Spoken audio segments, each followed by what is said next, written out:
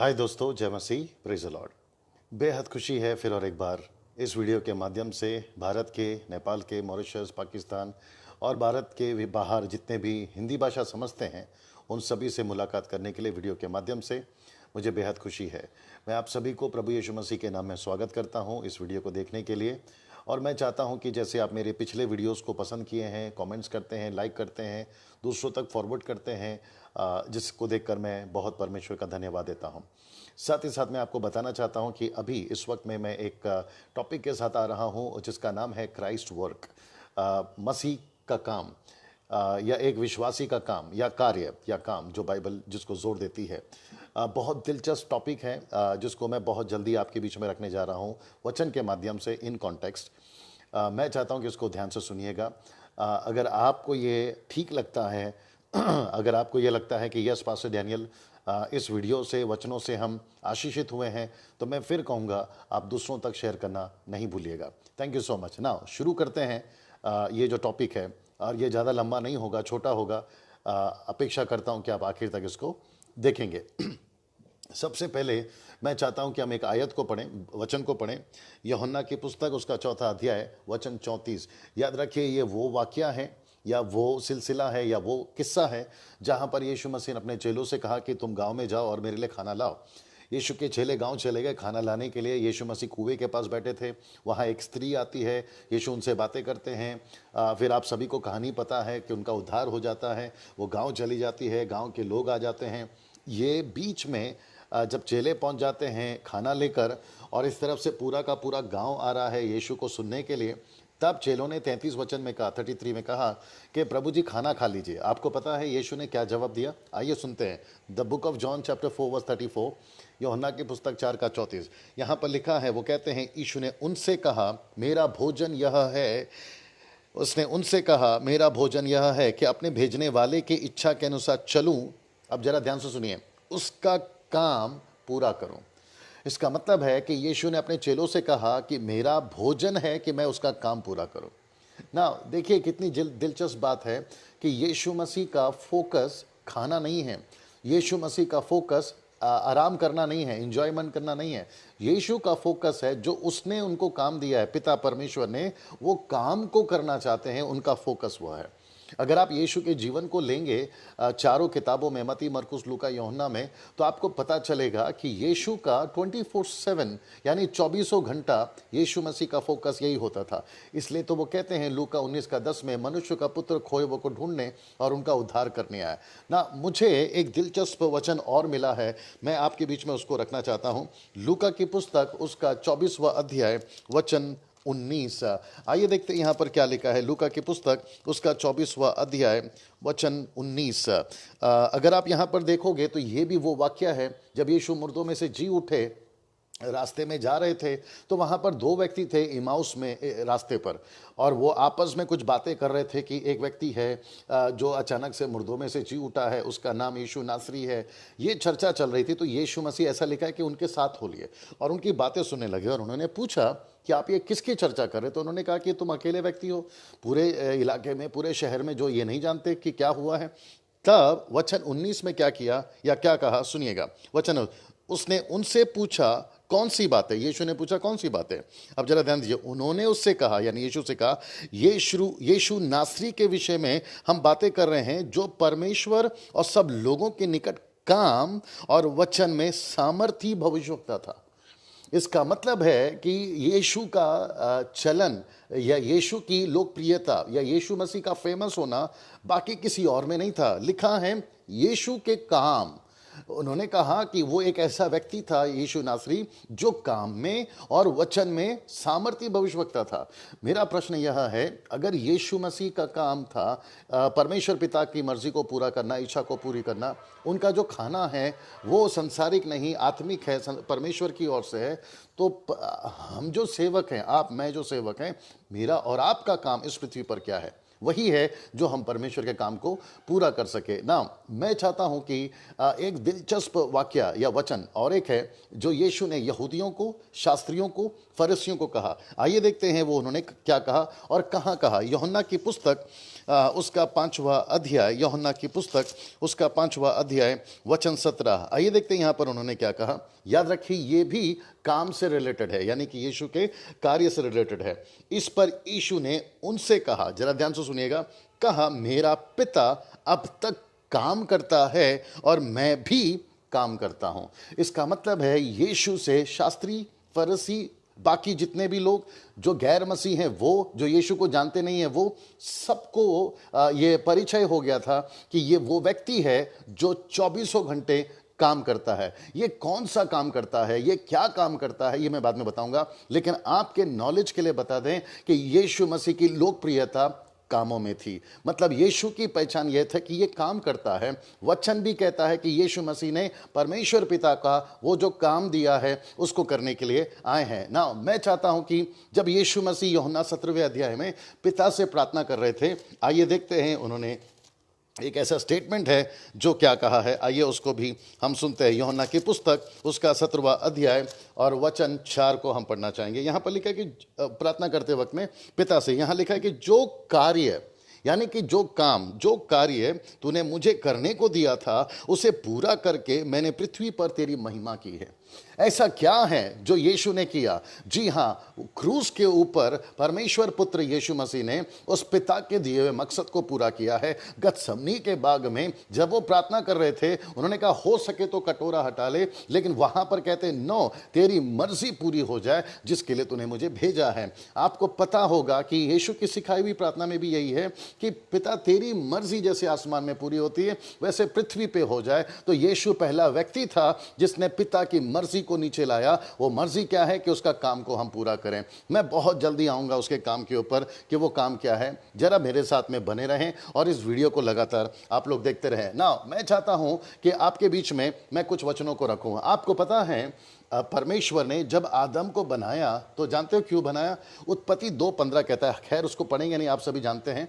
उत्पत्ति 2:15 कहता है कि उसको बगीचे के बाहर बनाया मिट्टी से और बनाकर उसको बगीचे में रखा और उसको साफ हिदायत दी। उसको कहा गया कि तुझे इस बगीचे में रखा है ताकि तू इसका केयर टेकर हो, यानी कि तू उसकी रखवाली करे, यानी तू इस पर काम करे, यानी कि तू उसको संभाले। सी परमेश्वर ने आदम को भी बनाया ताकि वो उसमें काम कर सके। सोच के देखिए, जो हमारा पहला मनुष्य है, आदि मानव जिसको हम आदम कहते हैं, उसको भी मकसद यही था कि वो पृथ्वी पर काम करे। और आपको पता है आगे क्या लिखा है? परमेश्वर कहता है पूरी पृथ्वी में फैल जाओ, सारी चीजों पर कब्जा कर लो, हर एक चीजों के ऊपर आपका जो अधिकार होना चाहिए, जिसका मतलब है कि तुझे ये काम करना है। उसके बाद में हम देखते हैं कि जब यीशु मसीह पैदा हुए थे तो 12 साल तक उन्होंने कुछ नहीं कहा, लेकिन 12 साल की उम्र में जब यीशु मसीह कहीं मेले में गए थे, उनके फेस्टिवल हुआ करते थे यहूदियों के, उसके मेले में, हालांकि ऐसा लिखा है वो गुम गए, लेकिन वो गुमे नहीं थे। वो जानबूझकर यीशु की माँ से या पिता से या लोगों से वो अलग हो गए और वो शास्त्री फरीसियों से बात करने लगे। वहां लिखा है कि वो जवाब देने लगे। लूका का किताब उसका 2 अध्याय वचन 49 में, लूक 2:49, जब यीशु की माँ उसको मिली तो उसने पूछा कि तूने हमारे साथ ऐसा क्यों किया? तब यीशु कहता है क्या तुम नहीं जानती? इंग्लिश ट्रांसलेशन सही है, हिंदी मराठी में थोड़ा दिक्कत है। इंग्लिश ट्रांसलेशन कहता है I have come to do my father's business. Can you believe that?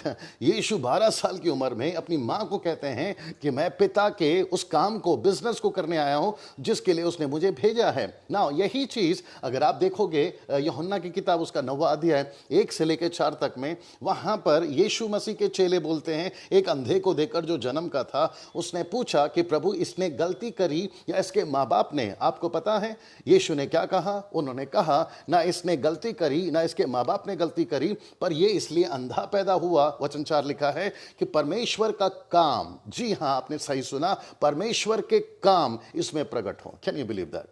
इसका मतलब है कि परमेश्वर चाहता है कि मेरे जो कार्य हैं वो मनुष्य के द्वारा पूरा हो। मैं खुद भी आया हूं इस पृथ्वी पर काम को पूरा करने के लिए ना। अगर आपने कभी पहला कुरिन्थियों उसका 3 अध्याय वचन 9 का भी पढ़ा होगा, पौलुस कहता है हम सब प्रभु के जितने सेवक हैं, प्रभु के जितने एवेंजलिस्ट हैं, अपोस्टल्स हैं, प्रॉफिट हैं, हम सबको वो कहता है वी आर द कोवर्कर्स, हम परमेश्वर के सहकर्मी हैं। इसका मतलब है अगर परमेश्वर पृथ्वी पर काम कर रहा है, खेत में आपने देखा होगा 2 बैल होते हैं, एक इस तरफ दूसरा उस तरफ, और बीच में वो एक डंडी होती है जिसको योग कहते हैं, जुआ। एक अगर बैल परमेश्वर है जो खेती में काम कर रहा है, तो दूसरा बैल वो सेवक है जो परमेश्वर के साथ काम कर रहा है। और आपको पता है उसी के नीचे क्या लिखा है 1 कुरिन्थियों 3:9 में, वो कहता है कि हम परमेश्वर की खेती हैं, हमको परमेश्वर ने खेत में रखा है काम करने के लिए। मेरे भाइयों, जब आप इसको सुन रहे हैं, मुझे पता है जब आप सुन रहे हैं तो आप खुद भी वचन को पढ़ रहे होंगे कि मैं कोई भी गलत स्टेटमेंट नहीं दे रहा हूं, ये सारे के सारे वचन हैं और विद कॉन्टेक्स्ट है। जी हाँ, मैं ये भी बता रहा हूं, पर्पस क्या है मैं वो बता रहा हूं, क्यों लिखा है मैं वो भी बता रहा हूं। ये तमाम चीजें, अगर आप एक पास्टर हैं, आपको काम करने के लिए रखा गया, अगर आप एक एवेंजलिस्ट हैं, आपको काम करने के लिए रखा गया, अगर आप एक वर्शिपर लीडर हैं, आपको काम करने के लिए रखा गया, अगर आप म्यूजिशियन हैं, आपको एक काम करने के लिए रखा गया, बाइबल टीचर हैं, आपको काम करने के लिए रखा गया। आपको परमेश्वर ने आपके शहर में, आपके टाउन में, आपके गांव में, आपके पड़ोस में, आपके घर में, आपके चर्च में, आपको एक ही मकसद के साथ रखा गया है, और वह है परमेश्वर का काम। Can you believe that? See, कभी कभी क्या होता है कि हम इन बातों को नजरअंदाज करते हैं। इसलिए यीशु ने क्या कहा पता है, तुम्हारे पास कान है तुम सुनते नहीं हो, तुम्हारे पास में आंखें हैं तुम देखते नहीं हो, तुम्हारे पास में दिमाग है लेकिन तुम समझते नहीं हो। जी हाँ, आपको पता है ऐसा क्यों? और फिर बाइबल ये भी तो कहती है ना, यहोशू की पुस्तक उसका 4 अध्याय वचन 6 में, जी हाँ, वो कहता है ज्ञान के ना होने से मेरी प्रजा नाश हो जाती है। इसका मतलब है कि परमेश्वर का नॉलेज होना बहुत जरूरी है। वचन क्या कहता है, बाइबल क्या कहती है। मैं आपको कुछ चीजें बता देता हूं, हो सकता है कि आपको ठीक नहीं लगे, लेकिन ये सच है। कई लोग 90% क्रिश्चियंस वचन को ठीक से नहीं पढ़ पा रहे हैं। अगर उनसे पूछा जाए, खास करके जवानों को, अगर उनसे पूछा, मैं किसी पर दोष नहीं लगा रहा हूं, जो है वो बता रहा हूं, अगर जवानों से पूछा जाए आपका ज्यादा वक्त किस में जाता है, नौकरी में ज्यादा टाइम किस में जाता है, एजुकेशन में ज्यादा टाइम फिर किस में जाता है, चर्च एक्टिविटीज में, वो म्यूजिक हो सकता है, वो सिंगिंग हो सकता है, वो कोई और चीज हो सकता है, लेकिन बात जब आती है वचन की तो बहुत कम समय होता है। और कभी कभी तो ऐसा लगता है कि हम परमेश्वर का चर्च एक्टिविटीज कर रहे हैं वो काफी है, इसका मतलब है हम बाइबल पढ़े नहीं। मेरे दोस्त, जब आप बाहर जाते हो तो पब्लिक पूछेगी तुम किसको मानते हो, आप यीशु को मानते हो। जब आप यीशु को मानते हो तो चलो हमको यीशु के बारे में बताओ, तो आप अपने पास्टर को कॉल नहीं लगा सकते कि इनको बताओ, आपको खुद बताना होगा। और आपको खुद बताने के लिए आपको परमेश्वर का वचन पढ़ना बहुत जरूरी है। सो हम सभी को परमेश्वर का ज्ञान होना बहुत जरूरी है। 1 कुरिन्थियों उसका 4 अध्याय वचन 1 कहता है, हम परमेश्वर के वचनों के भेदी के भंडारी हो जाएं। स्टीवर्डशिप, भंडारी का मतलब है हमको परमेश्वर का हर चीज का नॉलेज होना बहुत जरूरी है, जानकारी होना बहुत जरूरी है ना। मैं अपने पूरे लास्ट पार्ट पर आ रहा हूं और मैं चाहता हूं कि मैं आपको एक ऐसे हिस्से पे लेके जाऊं जो कि बहुत अद्भुत है ना। इसको ध्यान से सुनिएगा। आपको पता है कि यीशु मसीह का जन्म इस पृथ्वी पर अगर पहली सदी में हुआ तो वो कौन सा साल था? जी हां, वो 33वें साल में सेविकाई शुरू करी। मैं रिपीट कर देता हूं, यीशु मसीह ने सेविकाई 33वें साल में, यानी कि 33वें वर्ष में, पहले सदी के 33वें साल में उन्होंने सेविकाई करी। 30 साल में, मैं क्षमा चाहता हूं, 30 साल में सेविकाई शुरू करी और 33.5 साल तक वो सेविकाई करते रहे। उसके बाद में वो आसमान में उठा लिए गए। मैं रिपीट करता हूं, 30 साल से लेकर 33.5 साल तक सेवा करते रहे, उसके बाद वो ऊपर उठा लिए गए। उसके बाद वहां से लेकर पूरा 96 तक यीशु मसीह का सामना अपने चेलों से नहीं हुआ। एडी की बात कर रहा हूं, फर्स्ट एडी की बात कर रहा हूं, पहले सदी की बात कर रहा हूं, जहां 96 में पातमोस नाम टापू में परमेश्वर का पुत्र यीशु मसीह अपने यूहन्ना चेले को दर्शन देता है। यानी मैं कह सकता हूं कि पूरा का पूरा 60 साल के बाद, आफ्टर 60 ईयर्स, यीशु मसीह ने अपने चेले यूहन्ना को दर्शन दिया जब वो पातमोस नाम टापू में था। तो यूहन्ना भी यीशु को कितने साल के बाद मिल रहा है? 60 साल के बाद, अगर कैलकुलेशन देखा जाएगा। तो यीशु मसीह ने आकर यूहन्ना से कहा कि मुझे तुझसे कुछ बातें करनी है, उसको साफ साफ बाइबल में लिख दे। पहला अध्याय यीशु मसीह का परिचय है। यीशु कहता है मैं वो हूं, मैं ये हूं, मैं अल्फा हूं, मैं ओमेगा हूं, मैं आदि हूं, मैं अंत हूं। उसके कपड़े का जिक्र है, दाढ़ी का जिक्र है, बाल का जिक्र है, उनके मुंह से वचन निकल रहा है, यानी तलवार वो है, यीशु के पांव पीतल के हैं, हम सभी को पता है। ये तमाम जो दृश्य बताने के बाद में अध्याय 2 आता है। और अध्याय 3 तक ये सिलसिला चलता है। तो यीशु कहता है मेरी कलीसिया को, जो 7 कलीसियां हैं, उनको कुछ लिखो and you will be shock. मैं रिपीट करता हूं, यू विल बी शॉक। आपको पता है कम से कम 9 बार, कितनी बार? कम से कम 9 बार, 9 टाइम ये लिखा गया है मात्र 2 अध्याय में, सिर्फ काम काम काम। मैं आपको जल्दी से बताता हूं क्या चीजें हैं। प्रकाशित वाक्य 2 का 2, प्रकाशित वाक्य 2 का 5, प्रकाशित वाक्य 2 का 19, प्रकाशित वाक्य 2 का 23, प्रकाशित वाक्य 2 का 26, प्रकाशित वाक्य 3 का 1, प्रकाशित वाक्य 3 का 2, प्रकाशित वाक्य 3 का 8 और प्रकाशित वाक्य 3 का 15। ये मैं सब आपको बहुत जल्दी से पढ़वा दूंगा। आप लोगों को मैं पहले से बता रहा हूं ताकि आप भी निकाल कर या फिर जो भी है आप स्टडी कर सके ना। सबसे पहले अगर आप देखोगे प्रकाशित वाक्य, मैं चाहता हूं कि मैं पहले आपको दूसरे अध्याय में ले चलूं। जी हाँ, तीसरे अध्याय में ले चलूं और वचन 1 को पढ़ते हैं। प्रकाशित वाक्य उसका 3 अध्याय वचन 1। आइए देखते हैं यहां पर क्या लिखा गया है। वाह! प्रकाशित वाक्य उसका 3 अध्याय वचन 1। सरदीस की कलीसिया के दूत को यह लिख, जिसके पास परमेश्वर की 7 आत्माएं और 7 तारे हैं, वह यह कहता है कि मैं तेरे कामों को जानता हूं। Can you believe that? Repeat करता हूं, वो कहता है कि मैं, याद रखिए यीशु कह रहा है कि मैं तेरे कामों को जानता हूं, तू जीविता तो कहलाता है पर है मरा हुआ। मैं इसके ऊपर आऊंगा। वचन 2, जागरूक हो और उन वस्तुओं को जो बाकी रह गई हैं और जो मिटने को हैं उन्हें दृढ़ कर, क्योंकि मैंने तेरे किसी काम को अपने परमेश्वर के निकट पूरा नहीं पाया।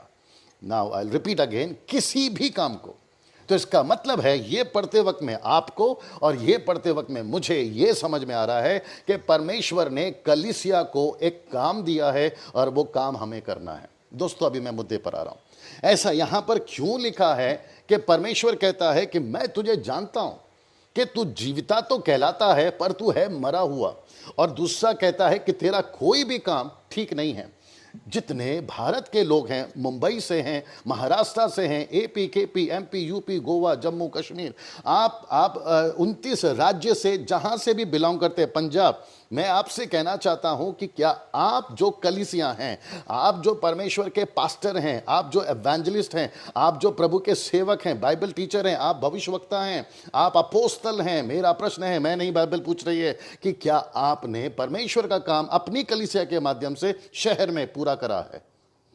क्योंकि यीशु मसीह ये नहीं पूछेगा, ध्यान से सुनिएगा, यीशु ये नहीं पूछेगा कि आपने पैसे कितने कमाए, यीशु नहीं पूछेगा आपने गाड़ी कितनी खरीदी, यीशु ये नहीं पूछेगा आपने 2 BHK 3 BHK बंगला विला कितना बना लिया, यीशु ये नहीं पूछेगा तुम विदेश में कितनी बार जाकर आए, यीशु ये नहीं पूछेगा कि तुम्हारे पास में पासपोर्ट्स कितने हैं, यीशु ये नहीं पूछेगा कि तुम्हारा चर्च का डेकोरेशन कितना अच्छा है, यीशु ये नहीं पूछेगा कि तुम्हारे पास में कितने अच्छे अच्छे इक्विपमेंट्स हैं, यीशु ये नहीं पूछेगा कि तुमने कितनी एल्बम बनाई है, यीशु ये नहीं पूछेगा कि तुम कितने फेसबुक में फेमस हो गए, यूट्यूब पे फेमस हो गए। यीशु एक ही पूछेगा, तू जीविता तो कहलाता है लेकिन तू मरा हुआ है। और दूसरा कहता है तेरा किसी भी काम को, याद रखिए, किसी भी काम को मैंने परमेश्वर के पास में उसको पूरा नहीं पाया। Can you believe that? जब आप इसको सुन रहे हैं तो आपको ऐसा लग रहा होगा कि पास्टर डैनियल, परमेश्वर देख लेगा, हम क्यों बात करें, आप क्यों बोल रहे हैं? मेरे दोस्त, मेरी पीठ मुझे नहीं दिखती, आपकी पीठ आपको नहीं दिखती, लेकिन मैं आपकी पीठ देख सकता हूं, आप मेरी पीठ देख सकते हैं। हम एक दूसरे को इनकरेज करके आगे बढ़ने वाली बातें हो रही हैं। यहाँ पर मैं किसी के विरोध में नहीं हूं, मैं किसी के पक्ष में भी नहीं हूं, मैं किसी को प्रमोट नहीं करता, मैं किसी को प्रमोट नहीं करता। मैं यहाँ पर बात कर रहा हूं मसीह की। जब यीशु की बात आती है तो हमने बात करना है, जब उसके राज्य की बात आती है तो हमने बात करना है। वो टॉपिक अलग है जो कि मैं फिर कभी बात करूंगा, या हो सकता है कि मैंने अपने कुछ वीडियो में उसके ऊपर बात भी करी होगी, मुझे याद नहीं आ रहा है। हम सभी को, परमेश्वर के लोगों को इक्विप करना है, तैयार करना है। हम सब एक देह हैं, याद रखिए। मैं रिपीट करता हूं, चर्चेस यहां पर डिवाइड हुआ है, चर्चेस डिनोमिनेशंस यहां पर डिवाइड हुआ है, लेकिन उसकी नजर में एक ही चर्च है। अगर आप और मैं पंजाब से, मुंबई से, महाराष्ट्र से, एपी, केपी, अमेरिका, यूरोप या फिर जापानीज, आप जहां से भी आते हैं, हम सब एक चर्च के हैं। ऐसा सोचिए कि ये एक चर्च है और मैं उसका एक मेंबर हूं या हिस्सेदार हूं, तो उसके वसीले से मैं आपको बोल रहा हूं मेरे भाई। आप ये भी बोल सकते हो, डैनियल भाई मेरा चर्च अलग है, आपका चर्च अलग है, आप अपना देखो, मैं अपना देखता हूं, लेकिन परमेश्वर की नजर में तो हम एक है ना साहब। हम परमेश्वर के कार्य को पूरे समाज में रिप्रेजेंट कर रहे हैं, रिप्रेजेंटेटिव हैं हम लोग, वी आर द एम्बेसडर्स। अगर हम परमेश्वर के प्रतिनिधि हैं, एम्बेसडर्स हैं, तो हमारा फर्ज है कि हम मसीह को ठीक से पेश करें। ये मेरा कंसेप्शन है, दूसरा कोई मकसद नहीं है। अब जब इसको वीडियो को देखा जा रहा होगा तो आप लोग नीचे नेगेटिव कमेंट्स भी करोगे, वो भी मुझे मालूम है, लेकिन याद रखिए आप मुझे नहीं बोल रहे हैं, आप परमेश्वर के वचन को नेगेटिव बोलने जा रहे हैं। मैं क्या रख रहा हूं? वचन को रख रहा हूं। मैं क्या बातें कर रहा हूं? परमेश्वर के वचन के बात कर रहा हूं। तो इसका मतलब है कि कलीसिया का शहर में कलीसिया का रोल है, कलीसिया का गांव में एक रोल है, परमेश्वर के लोगों के बीच में कलीसिया का रोल है, और वो है उसका काम को पूरा करना। मेरा प्रश्न है, क्या आप उसके काम को पूरा कर रहे हैं? वो कौन सा काम है जो मसीह ने हमको दिया है? मत्ती 28:18 वो कौन सा काम है जो मसीह ने हमको दिया है? मरकुस का 16 का 15 वो कौन सा काम है जो मसीह ने हमको दिया है? यूहन्ना का 19 का 20 में वो कौन सा काम है जो मसीह ने हमको दिया है? लूका का 24 का 44 में कहता है कि पूरे जगत में जाकर मेरे बारे में तुम लोग जानकारियां दो। वो कौन सा काम है जो आपको और मुझे करना है? वह काम है मसीह के लोगों को परमेश्वर के राज्य में, क्षमा करें, संसार के लोगों को प्रभु के राज्य में लाना, संसार के लोगों को प्रभु के राज्य में लाकर उनको जीतना, चेला बनाना, उनको इक्विप करना, तैयार करना, कलीसियाओं की स्थापना करना। हम कौन से काम में बिजी हैं साहब? जरा सोच के देखिए। परमेश्वर ये नहीं पूछेगा, और मत्ती 7:21 तो कह चुका है, तुम चमत्कार करे, तुमने भविष्यवाणी करी, तुमने आश्चर्य कर्म करा, परमेश्वर उसको नहीं गिनेगा। Can you believe that? आज सबको लगता है कि बहुत पावरफुल पास्टर है, आज सबको लगता है बहुत पावरफुल प्रभु का सेवक है, लेकिन परमेश्वर कहता है यस ऑफ कोर्स वो पावरफुल है, लेकिन मेरी नज़र में वो तो जीवित कहलाता है सबके लिए, लेकिन मेरे लिए तो मरा हुआ है। मैं नहीं, बाइबल बोल रही है। Can you believe that? और ऊपर से कहता है कि मैंने किसी काम को तुम्हारे नज़दीक बुरा नहीं पाया ना। मैं कुछ चीज़ें वचन रखूंगा और मैं फिर समाप्त करना चाहूँगा। आइए देखते हैं दूसरा प्रकाशित वाक्य 2:2 क्या कहता है। मैं तेरे काम और तेरे परिश्रम और तेरे धीरज को जानता हूँ। यहाँ पर भी काम है। 2:5 पढ़ लेते हैं। यहाँ पर क्या लिखा है उसको देखिए। इसलिए स्मरण कर कि तू कहाँ से गिरा है, मन फिरा और पहले के समान काम कर। यहाँ पर भी प्रेम के ऊपर जोर नहीं, काम के ऊपर जोर है। 2:19 को पढ़ लेते हैं। यहाँ पर लिखा है, जो कि आप भी उसको पढ़ सकते हैं, जो कि यहाँ पर लिखा है, मैं तेरे कामों को और तेरे प्रेम को और विश्वास को और तेरे सेवा को, धीरज को जानता हूँ, और यह भी तेरे पीछे काम पहले से बढ़कर हो गए। इसका मतलब है परमेश्वर का फोकस कलीसिया के ऊपर काम काम काम। साथ कलीसिया किसी के ऊपर जोर नहीं देती है, वो काम के ऊपर जोर देती है कि तेरा काम कहां पर है। तो ऐसे पढ़ते चले जाओगे तो आपको पता चलेगा कि परमेश्वर का फोकस है काम करना। एक आखिरी वचन पढ़ेंगे 3:15 जो कि मुझे अगुवाई हो रहा है। आइए देखते हैं यहां पर क्या लिखा। 3:15 सी यहां पर क्या लिखा है। मैं तेरे कामों को जानता हूं कि तू ना तो ठंडा है और ना गर्म। भला होता कि तू ठंडा या गर्म होता। इसका मतलब है तू कामों में गर्म नहीं है, कामों में ठंडा नहीं है, गुनगुना है। या तो काम में गर्म हो जाओ या तो काम में ठंडा हो जाओ। गुनगुना क्यों? ये बोलने की कंसेप्शन यीशु मसीह कोशिश कर रहे हैं। तो इसका मतलब है कुछ लोग बहुत गर्म है, अप्रिशिएट करता हूं, सल्यूट करता हूं, लेकिन कुछ लोग पूरा ठंडा है। परमेश्वर वचन कहता है या तो इस तरफ या तो उस तरफ, तुम बीच में क्यों? इसका मतलब क्या मालूम है? हम परमेश्वर को धोखा दे रहे हैं। प्रभु मैं करूंगा, प्रभु मैं जाऊंगा, प्रभु मैं ऐसा करूंगा, लेकिन वही व्यक्ति थोड़े दिनों के बाद में नहीं जाता है। उसको कहते हैं गुनगुना। तो कभी हाँ और कभी ना। समाप्ति पर मैं आ रहा हूं। प्रेरितों की किताब उसका 13वां अध्याय वचन 2। आइए मेरे साथ में, आप भी पढ़ सकते हैं। यहां पर क्या लिखा है जरा ध्यान दीजिएगा। और याद रखिए मेरा टॉपिक है क्राइस्ट वर्क, परमेश्वर का काम। जी, प्रेरितों की किताब उसका 13वां अध्याय वचन 2। जरा ध्यान से देखिए। जब वे उपवास सहित प्रभु की उपासना कर चुके, कलीसिया की बात हो रही है, पहली कलीसिया की बात हो रही है, कर रहे थे, तो जरा ध्यान से सुना। पवित्र आत्मा ने कहा, मेरे लिए बरनबास और शाऊल को उस काम के लिए अलग करो जिसके लिए मैंने उन्हें बुलाया है। वाह! इसका मतलब है बरनबास को और शाऊल को, यानी कि पौलुस को, वचन कहता है पवित्र आत्मा ने उनको कहा, उपवास के प्रार्थना के बाद उनको कहा इनको दोनों को अलग करो। क्यों? एक काम दिया है मैंने उनको, और वो काम उनको करना है, और उसी काम के लिए उनको जीना है। और आपको पता है दूसरा कुरिन्थियों उसका 11वां अध्याय, अगर आप 22, 23, 24, 25 पढ़ते आओगे तो पौलुस कहता है मैंने दुख उठाया, मैं पत्थर से मारा गया, मैं भाइयों के बीच में निंदा किया गया, पानी का जहाज में मैं टूटते हुए नदी को तैरते तैरते पार किया हूँ, मैं जेल में गया हूँ, कितना दुख उठाया है। और वो कहता है कि वो इसलिए, और फिर पहला तिमोथी में कहता है मैंने अपनी दौड़ पूरी की है और मेरे लिए मुकुट तैयार है। क्या नहीं बिलीव दैट? तो इसका मतलब है कि परमेश्वर का काम उसने पूरा किया है। मेरे दोस्तों, मैं चाहता हूं कि 2 वचन और है जिसको मैं बताकर समाप्त करना चाहूँगा। दूसरा तिमोथी उसका 4था अध्याय, दूसरा तिमोथी उसका 4था अध्याय जी हाँ, दूसरा तिमोथी उसका चौथा अध्याय वचन 5। जी हाँ, आइए देखते हैं चौथा का 5। यहाँ पर लिखा है, पर तू सब बातों में सावधान रहे, दुख उठा, सुसमाचार प्रचार का काम कर और अपनी सेवा को पूरा कर। इसका मतलब है हम सभी को परमेश्वर ने दुख उठाकर मसीह का काम करने को कहा है। मेरे पास में बहुत सारे स्क्रिप्चर्स हैं, नहीं बोल पाऊंगा। एक आखिरी बताकर मैं समाप्ति की तरफ जाना चाहूँगा और फिर इस वीडियो को हम समाप्त करेंगे। पहला कुरिन्थियों उसका 15 अध्याय 1 Corinthians chapter 15 and verse 58। आइए देखते हैं यहाँ पर क्या लिखा है। इसलिए हे मेरे प्रिय भाइयों, दृढ़ और अटल रहो और प्रभु के काम में सर्वदा बढ़ते जाओ, क्योंकि यह जानते हो कि तुम्हारा परिश्रम प्रभु में व्यर्थ नहीं है। मतलब प्रभु के काम में बढ़ते जाओ। सो मैं आप सभी को एनकरेज करना चाहता हूं, जितने पास्टर्स हैं, जितने एवेंजलिस्ट हैं, जितने म्यूजिशियंस हैं, वर्शिपर्स हैं, भारत से हैं, भारत के बाहर से हैं, हम सभी को परमेश्वर का काम करना है। सो आप सभी को बहुत बहुत धन्यवाद इस वीडियो को देखने के लिए। इसको दूसरों तक जरूर पहुंचाइए। याद रखिए, इस वीडियो के द्वारा मैं पैसे नहीं कमाता। अब बाकी लोग जो कमाते हैं मैं उसके विरोध में नहीं हूं, लेकिन मैं नहीं कमाता, ठीक है ना।